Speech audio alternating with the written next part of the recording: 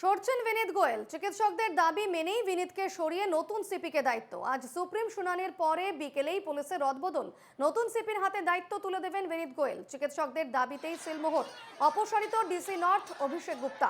রাতেই সাংবাদিক বৈঠকে সিদ্ধান্তের কথা জানালেন মুখ্যমন্ত্রী। এবং আরজিকর কাণ্ডে দুর্নীতির চক্রে যুক্ত ডিএমই ও ডিএইচএস অভিযোগ চিকিৎসকদের।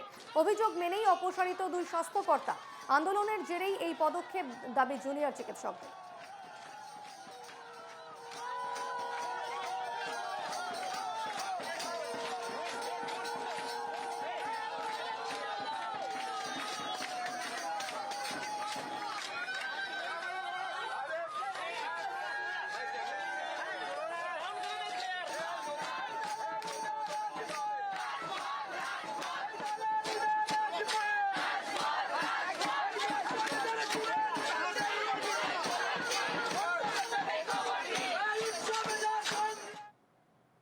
মাননীয় মুখ্যমন্ত্রী আশ্বাস দিয়েছেন যে পুলিশ কমিশনার বিনীত গোয়েল, যার অপসারণের দাবি আমরা প্রথম দিন থেকে করছি, তাকে তিনি সরিয়ে দেবেন।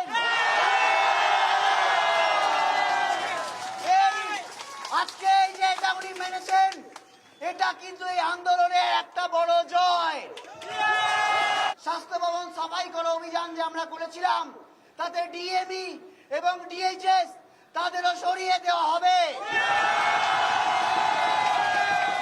ডিসি নর্থ, যে ডিসি নর্থ যার বাবা নির্যাতিতা, যে বাবা মা তাকে টাকা দিতে চেয়েছিলেন, তাকেও সরিয়ে দেওয়া হবে।